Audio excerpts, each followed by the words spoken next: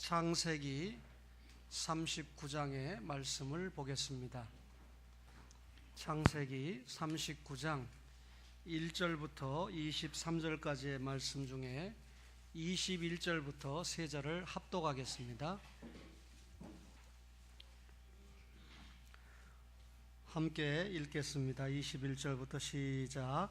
여호와께서 요셉과 함께 하시고 그에게 인자를 더하사 간수장에게 은혜를 받게 하시매 간수장이 옥중죄수를 다 요셉의 손에 맡김으로 그 재반 사물을 요셉이 처리하고 간수장은 그의 손에 맡긴 것을 무엇이든지 살펴보지 아니하였으니 이는 여호와께서 요셉과 함께 하심이라.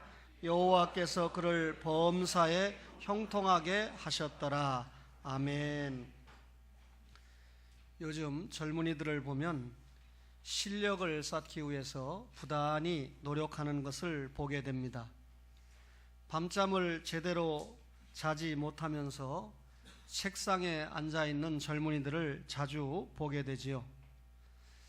사람이 실력을 쌓는다라고 하는 것은 대단히 좋은 일입니다. 그러나 정작 실력을 갖춘다라고 하는 것은 결코 쉬운 일이 아닙니다.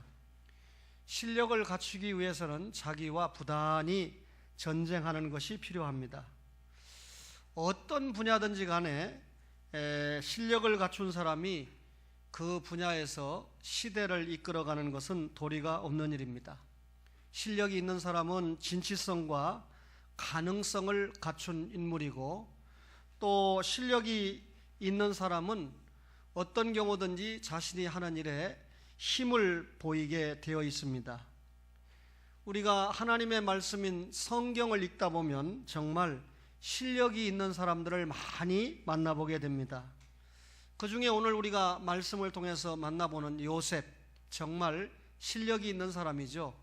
아브라함 가문에 아브라함, 이삭, 야곱, 요셉으로 이어지는 그야말로 믿음과 소망과 사랑을 집대성한 인물이 요셉이지 않습니까? 그 요셉에게는 무엇보다도 신앙 실력이 있었다는 것입니다.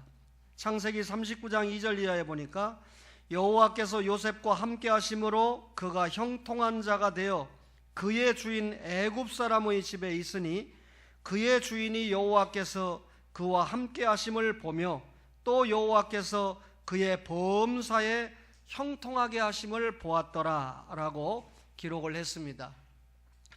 요셉은 야곱의 12아들 가운데 11번째 아들입니다. 그런데 야곱의 모든 아들을 통틀어서 11번째 아들인 요셉이 신앙 실력에 있어서 으뜸이었다, 그 말이죠. 아버지 야곱이 요셉의 신앙 실력을 인정을 했습니다.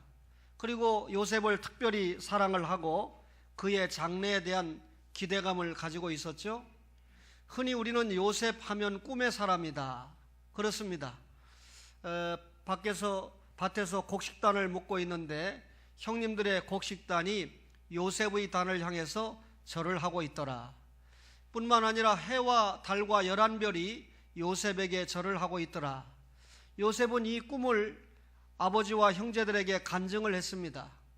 그런데 형제들은 요셉의 꿈을 시기했지만 아버지는 그 요셉이 말한 꿈을 가슴에 간직을 하고 기대를 하고 있었습니다. 이유는 그 요셉을 통해서 나타난 꿈이 하나님께서 계획하시는 구속 역사에 관계된 꿈인 것을 알고 있었기 때문입니다.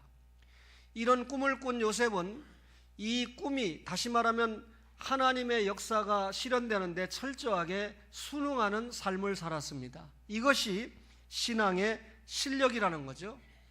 신앙의 실력이 있었던 요셉을 형님들은 시기했습니다.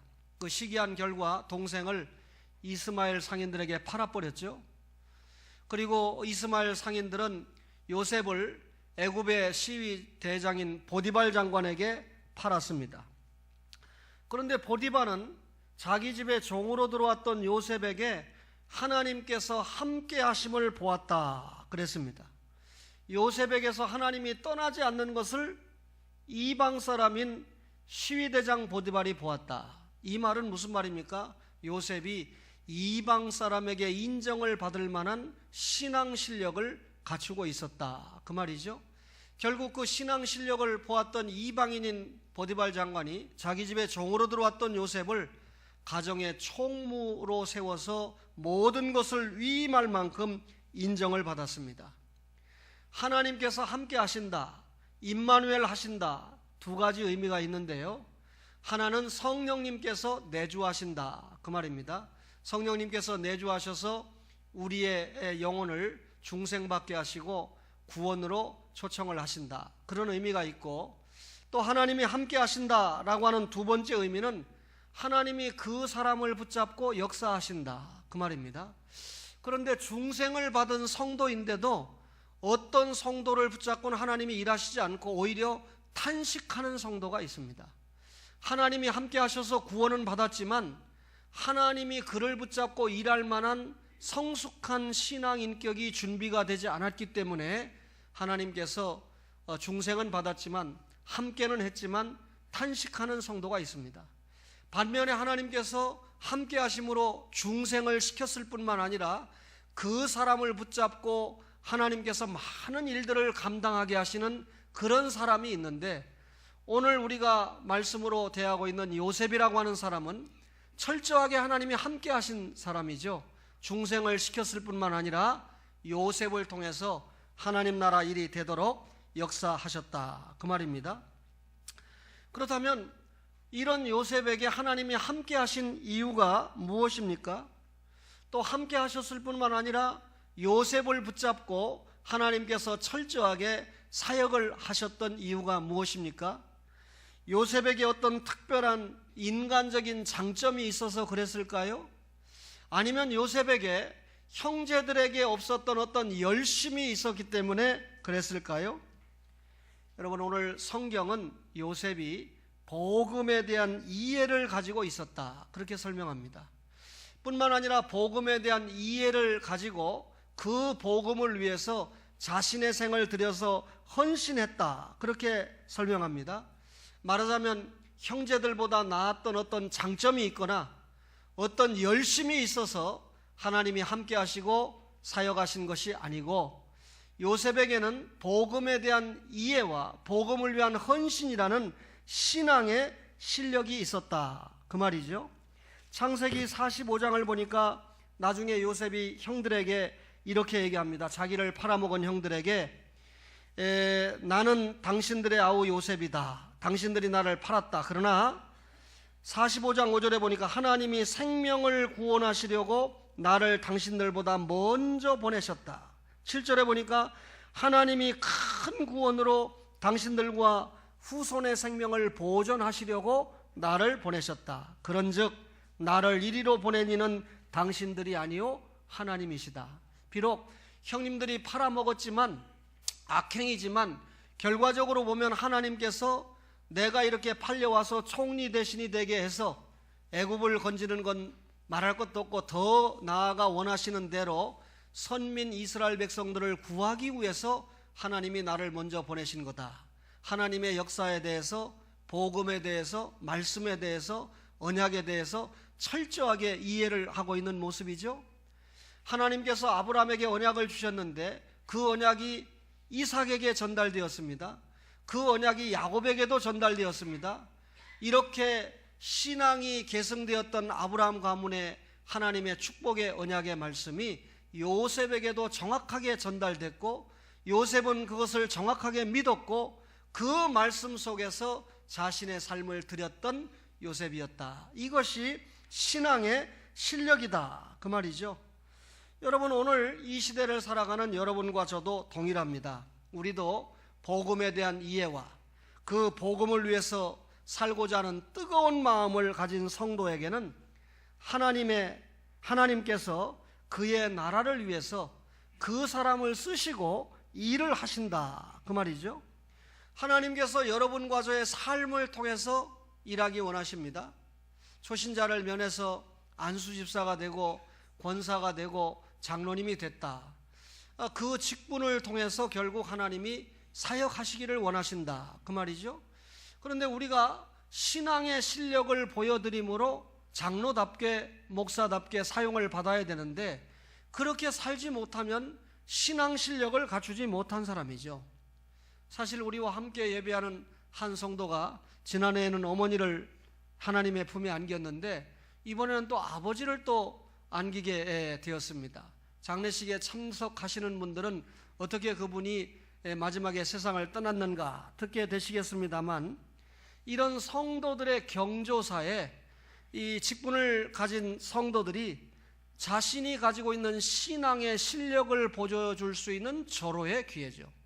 사람이 결혼식도 중요하지만 특별히 장례식 같은 어려움을 당하게 될 때 참 슬픔에 빠지고 이별의 아픔에 빠지게 되거든요.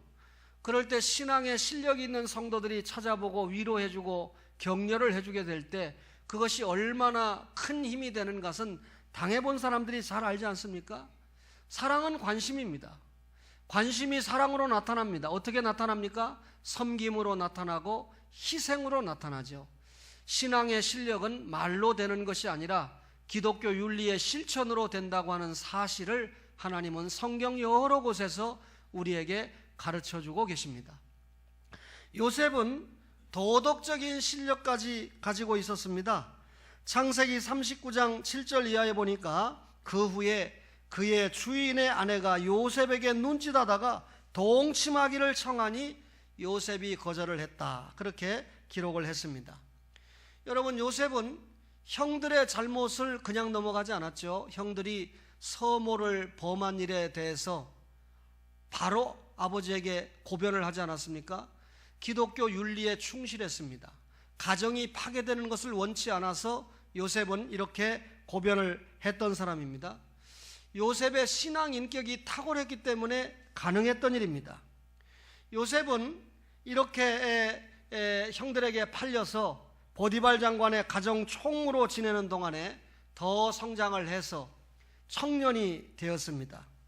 성경에 보니까 요셉의 용모가 빼어나고 대단히 준수했다 그랬습니다. 건강하지요? 잘생겼지요? 보디발 장관의 집에 와서도 인정을 받아서 남편이 가정의 총무로 세울 만큼 인정받는 청년이었죠. 그런데 애굽의 성적인 문화에 노출되어 있었던 이 잘못된 생각을 가진 보디발의 아내가 이 청년 요셉을 꼬입니다. 성경을 보니까 눈짓을 하면서 꼬입니다. 그것도 한 번만 꼬인 게 아니라 날마다 성적으로 유혹을 했다 그랬습니다. 보디발의 아내는 애굽의 사회적인 분위기에 익숙했던 것입니다. 그래서 그 익숙한 분위기대로 눈짓하고 이 젊은 청년에게 동침하기를 원했는데, 요셉이 창세기 39장 8절 이하에 보면 내 주인이 다 나에게 위임을 했다. 그러나 위임을 하지 않은 것이 딱 하나 있는데 그것은 내 주인의 아내인 당신을 나에게 맡긴 일이 없다. 당신이 아무리 나를 유혹을 해도 나는 당신과 하룻밤 잠을 잘 수가 없다. 그리고 당신을 범하는 것은 내가 하룻밤 육체적인 쾌락으로 끝나는 것이 아니라 하나님 앞에 큰 죄를 범하는 것이다. 나는 신앙을 가지고 있기 때문에, 나는 아브라함과의 사람이기 때문에, 하나님의 자녀이기 때문에 하나님이 금하신 이런 행동을 할 수가 없다라고 거절을 했습니다. 이것이 요셉이 보여준 도덕적인 실력 아닙니까? 얼마나 분명하고 확실한 태도입니까? 이것이 신앙의 실력을 갖춘 요셉에게서 나타나는 도덕적인 실력이라 그 말입니다. 그 당시에 요셉은 대단히 타락하고 부패한 환경에서 살고 있었습니다. 그러나 아무리 세상이 추하고 더럽고 부패했다고 해도 요셉은 이것을 극복할 수 있는 신앙의 실력이 있었고 그 신앙에 기초한 도덕적인 실력을 갖추고 있었다 그 말입니다. 요셉이 가지고 있던 도덕적인 실력은 신앙 인격에 기인하는 것입니다. 지금으로부터 약 2300년 전에 살았던 철학자 아리스토텔레스가 인간의 최고의 행복이 무엇입니까? 라고 하는 질문에 그는 대답하기를 인간 최고의 행복은 인격이다 그렇게 대답을 했습니다. 여러분, 인격이 최고의 행복이다. 어떤 분은 건강이다. 어떤 분은 물질이다. 어떤 분은 자식이다. 이렇게 얘기할 수 있는데 철학자는 인격이 최고의 행복이다. 그렇다면 저는 신앙 인격이 최고의 행복이다. 이렇게 응용할 수 있습니다. 그러면 여러분, 인격이 뭡니까?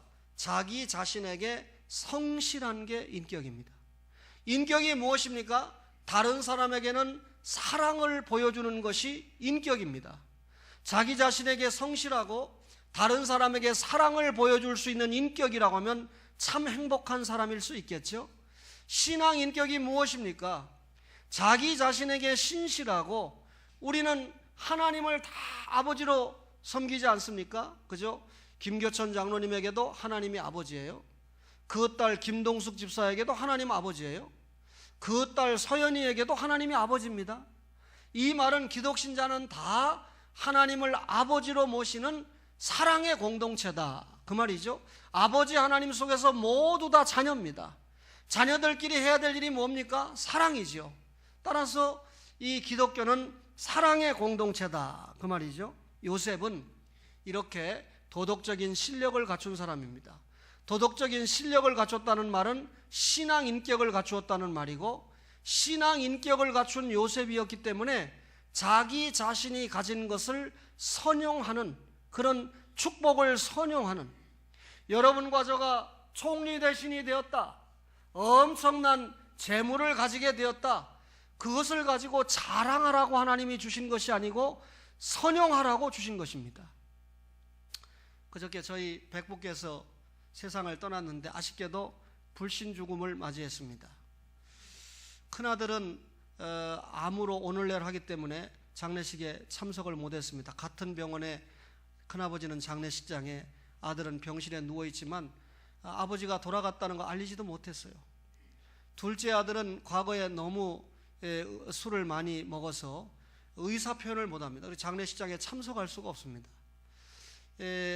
막내 아들만 예수님을 영접하게 됐는데 참 감사한 일이죠. 저의 노력과 기도가 컸는데, 아쉽게도 프랑스 파리에 가 있는데 하필 이 기간에 프랑스 항공사가 다 파업을 하고 있어서 오늘 겨우 출발을 한다고 합니다. 장례 다 끝나고 난 다음에 올까 말까죠. 출발한다고 했지 아직 출발한 걸 확인을 못했습니다.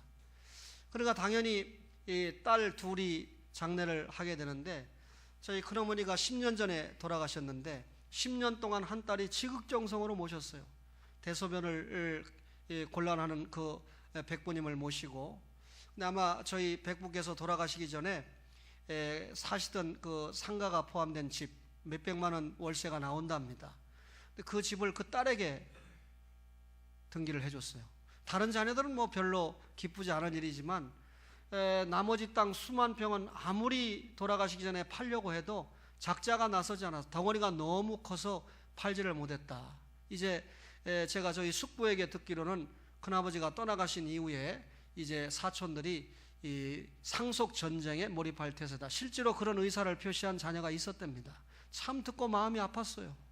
여러분, 하나님 앞에 좀 예수님을 영접하고 이런 물질들을 선용하고 살았으면 얼마나 좋았을까 하는 마음을 가지고 제가 장례식에 다녀왔습니다. 또 불신 장례식이다 보니까 믿음이 있는 막내 아들 부부는 하나님이 파업을 통해서 늦게 보내시는가 보다 라고 하는 생각을 하면서도 이번 기회를 통해서 남은 가족들에게 철저하게 전도하는 그런 영적인 실력을 보여야 된다, 제가 단단히 그렇게 부탁을 했습니다. 여러분, 신앙의 실력이 있으면 도덕적인 실력으로 이어져야 됩니다.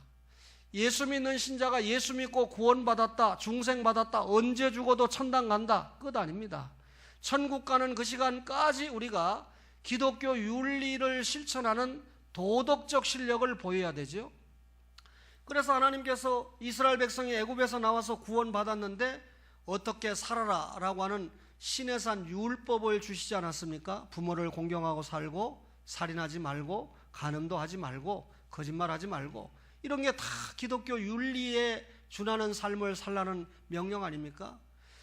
주님께서 주신 정말 기가 막힌 설교 산상수훈에도 보면 어떻게 살아라, 어떻게 하지 말아라 하는 윤리적인 삶을 규명해 주고 있습니다. 사도 바울과 같은 대주님의 종이 기록한 13개의 서신을 보아도 구원받은 너희가 이렇게 살아야 된다. 한마디로 복음에 합당한 삶을 살아야 된다.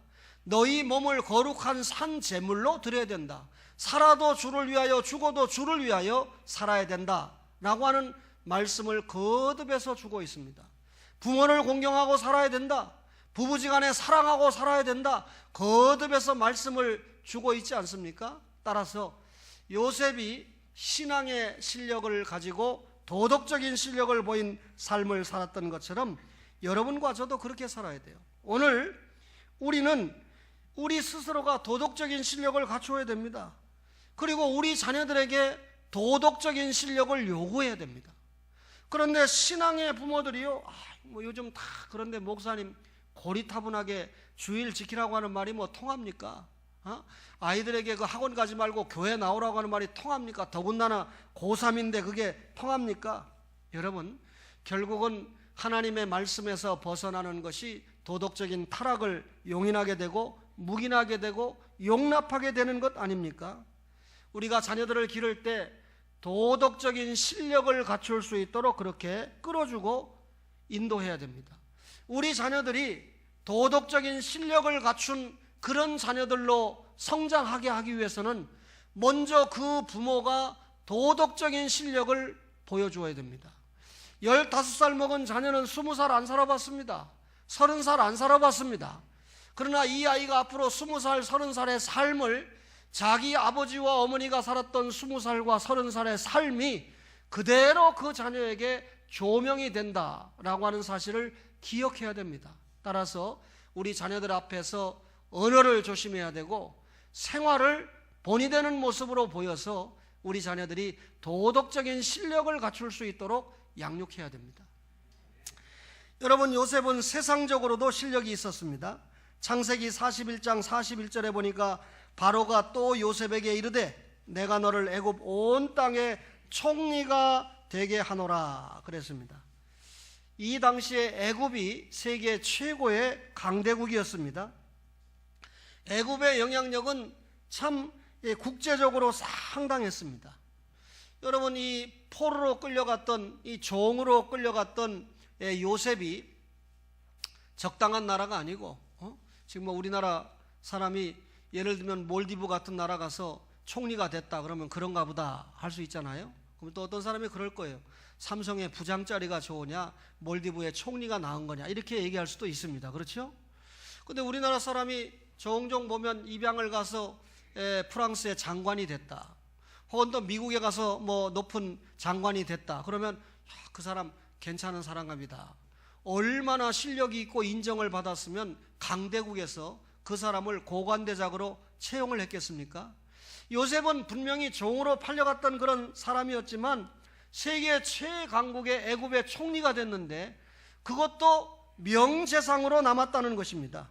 7년 풍년과 7년 흉년을 통해서 위기를 잘 넘기고 애굽을 살렸을 뿐만 아니라 선민 유다인을 살리는 그런 엄청난 업적을 남기지 않았습니까?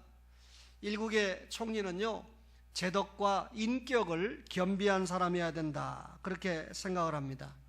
아무리 왕이 총리를 임명을 했다고 해도 이 세상 역사상에 정말 존경을 받는 총리 그렇게 흔하지 않습니다. 요셉은 애굽 전역에서 인정을 받을 만한 그런 유명한 총리가 되었습니다.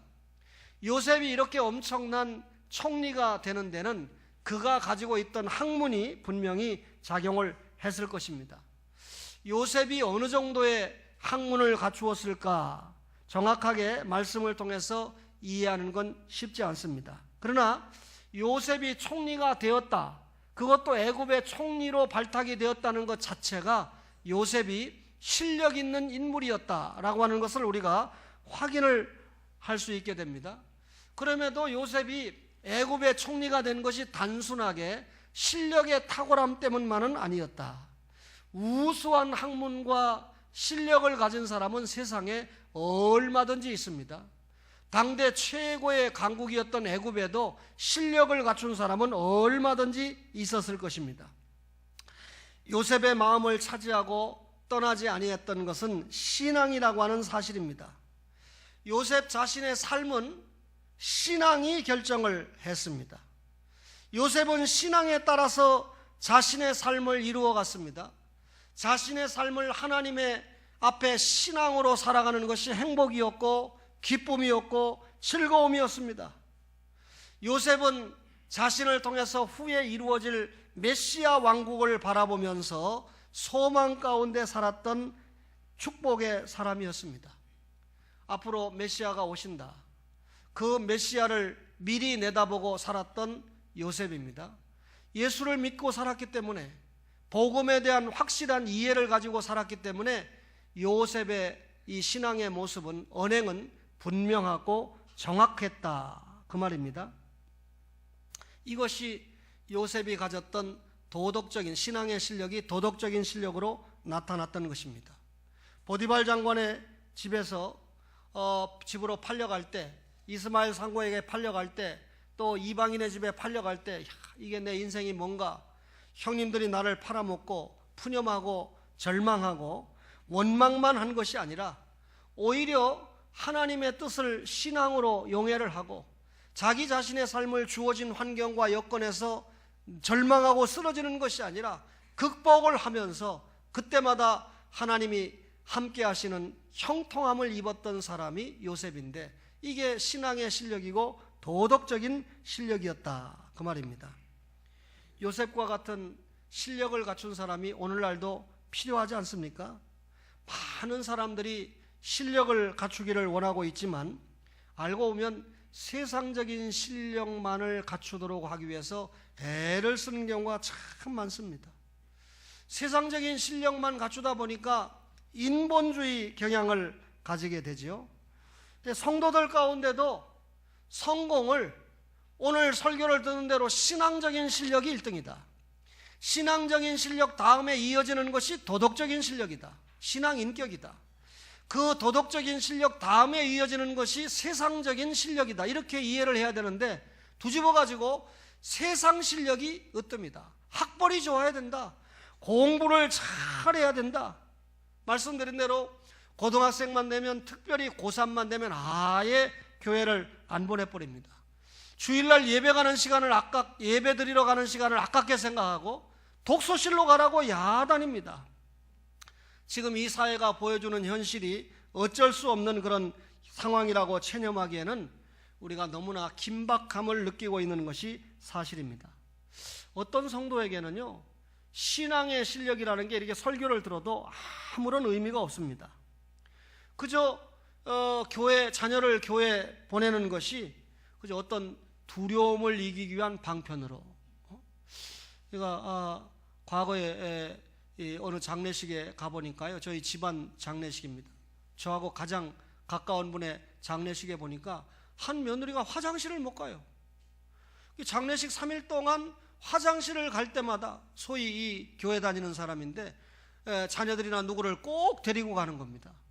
그 광경을 한두 번 봤으면 제가 목격을 못했을 텐데 3일 내내 그런 광경을 보면서 참 기가 막히다.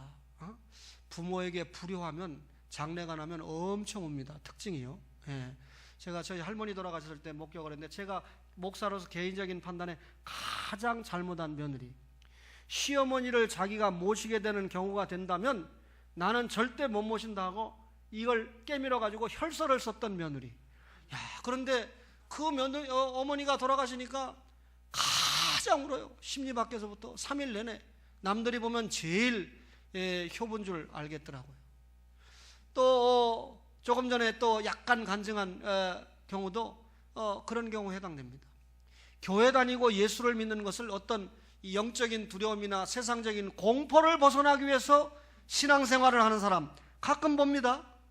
자기 마음속에 있던 어떤 불안을 쫓기 위해서 미신적인 개념으로, 주술 개념으로, 그래도 샤머니즘에 빠지는 것보다는 교회 다니는 게 낫지 하는 마음으로 교회 다니는 사람이 있어요.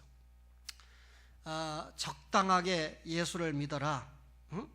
그저 예수 믿으면 이제 신앙적으로 좀 교양적으로 오늘 제가 도덕적인 실력을 갖춰야 된다 이런 교회 가면 말씀을 듣는 것처럼 품위를 갖출 수 있으니까 교회 뭐 그래서 가는 거지, 교양 수단으로 교회를 가는 거지 뭐 예수 믿으면 천국이 어쩌고 전혀 해당 없는 거다. 그러니까 적당히 믿고 적당히 가라.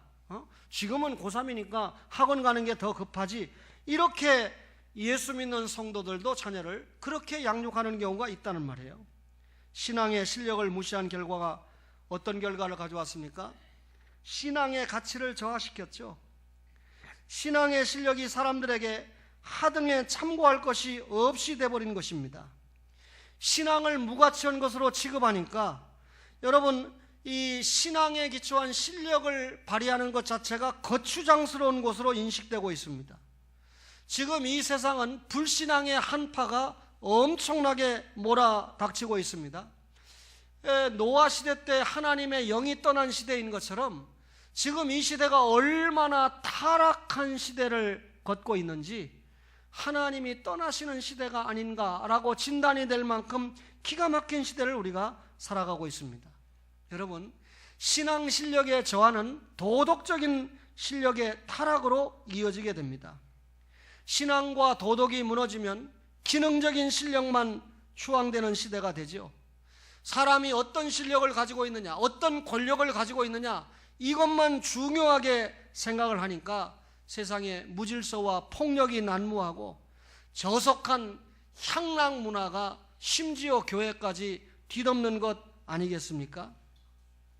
세상의 학문이라고 하는 것이 자신의 인격을 도약시키는 그런 부속 도구로 생각하는 것이 아니고, 내가 남들보다 더 가져야지, 남들보다 부자가 돼서 더 육체적으로 남들이 가지 못하는 곳에 관광도 하고 거기에서 여유가 있으면 또 어떻게 하고, 여러분, 제가 뉴스를 보니까 뭐 서울에 이 남자 이발소가 생겼는데 뭐 전통이 어쩌저쩌 하면서 커트를 하는데 7만 원이래요.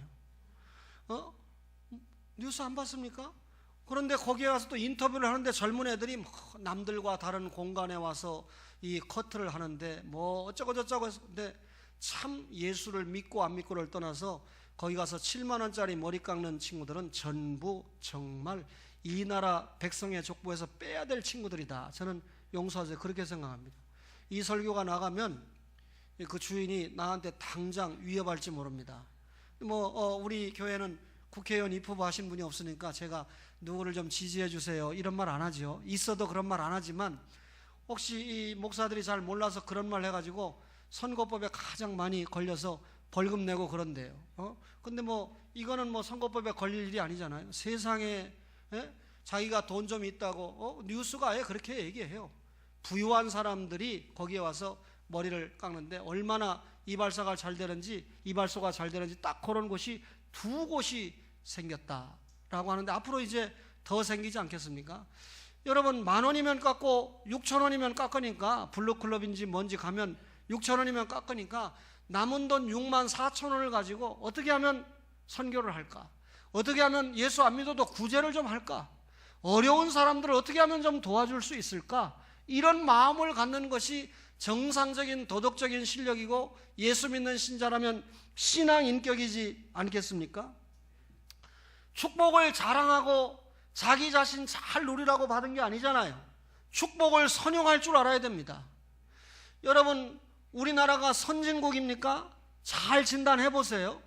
저는 개인적으로 선진국이 되려면 4가지 요소를 갖춰야 된다, 제가 그렇게 생각합니다. 첫째는 정신문화가 탁월해야 된다. 두 번째는 선진국이 되려고 그러면 인권을 존중하는 나라가 돼야 된다. 인권을 존중하지 못하면 결코 선진국이 될 수가 없다. 세 번째는 과학경제, 요즘 창조경제라는 말을 많이 쓰는데 이 경제를 창조적으로 과학적으로 운영할 수 있는 나라여야 된다. 여당에 또 야당에 유명한 경제 책사들이 와가지고 서로 아니라고 그러니까 내가 볼 때는 둘 다 틀린 거 아니겠어요? 우리나라 최고의 경제 책사라고 하는 사람이 여당과 야당에 한 사람씩 들어가가지고 서로 상대방의 경제관이 잘못됐다고 그러니까 제가 생각할 때는 둘 다 잘못되고 과학경제가 맞는 것 같다. 오해하지 마세요. 네 번째는 선진국이 되려고 하면 가진 것을 선용할 수 있는 나라가 선진국입니다. 그런 의미에서 일본은 선진국 아닙니다. 여러분, 일본은 경제적으로 대단히 잘 사는 나라가 되었습니다만 정신문화를 전혀 갖추지 못한 나라예요. 아직까지도 이웃 나라를 침범한 일에 대해서 사과할 줄 모릅니다. 위안부로 끌어가서 한 가정과 개인을 파탄으로 몰고 간 일에 대해서 아직도 사과할 줄 모릅니다. 정신문화가 빵점이라는 얘기죠. 뿐만 아니라 가지고 있는 것을 선용하는 측면에 있어서도 아직까지 상당히 미달됩니다. 반기문 유엔 사무총장이 생각할 때 우리나라가 유엔에다가 내는 기금이 적기 때문에 자기가 총장을 해먹는데 참 어렵다, 창피하다, 이런 말을 종종 합니다. 그러나 창피할 거 없습니다. 여러분, 한국교회가 세계를 위해서 나간 선교사들이 얼마나 많습니까? 미국이 과거에 그랬던 것처럼 우리 선교사들이 외국에 나가서 물질을 투자해서 샘물을 파주고 공장을 만들어주고 학교를 지어주고 하는 이런 기금이 엄청납니다. 따라서 우리나라는 그런 것까지 계산을 해보면 앞으로 선진국의 어떤 지위에 합당한 대우를 받을 만한 길목으로 가고 있다, 그렇게 생각을 하고 있습니다. 여러분, 가진 것을 선용할 줄 알아야 돼요. 여러분과 제가 가지고 있는 신앙 실력을 선용할 수 있어야 됩니다. 내 신앙 때문에 다른 사람이 도전을 받고 용기를 얻고 힘을 얻도록, 이게 신앙 실력 아닙니까? 곧 그것이 도덕적인 실력, 신앙 인격이 나타나는 실력 아니겠습니까? 그리고 이런 신앙 실력과 도덕적인 실력에 입각한 세상 실력이 대단히 중요하다, 그 말이죠. 신앙 실력과 도덕적인 실력은 전무하면서 세상적으로만 똑똑해서 용서하세요, 판검사가 되고 의사가 되면 그런 것은 하나님이 보실 때 중요한 실력이 아니다, 그 말이죠. 오늘 말씀을 받고 있는 여러분과 저가 어쩔 수 없이 선거철을 맞이하고 있습니다. 정말 정치인이 썩었다 이렇게 말할 수 있지만 말하기 전에 유권자인 우리가 정말 이 4.13 총선을 앞에 두고 어떤 사람이 나름대로 신앙의 실력이 있는 사람인가, 어떤 사람이 도덕적으로 실력이 있는 사람인가, 또 어떤 사람이 세상적으로 실력을 갖춘 사람인가, 이 지역과 나라를 위해서 어떤 사람이 제대로 역할을 할 수 있는 사람인가. 선거법에 걸릴 일 없겠습니다만 저는 그런 의미에서 예수를 그분들이 믿는지 안 믿는지 정확하게 몰라요. 김근태 씨나 재정구 씨 같은 사람이 다시 죽었다가 부활해서 국회의원 나온다면 내가 다시 한번 찍어줄 마음이 있다. 그만큼 나름대로 지역 구민과 어려운 사람들을 위해서 함께했던 그런 국회의원들이 그리워지는 그런 세상입니다. 여러분, 말씀을 받은 여러분과 저가 신앙 실력과 도덕적인 실력과 세상 실력을 함께 갖추고 우리 자녀들을 그렇게 양육해가는 그런 은혜가 있기를 주의 이름으로 간절히 바랍니다.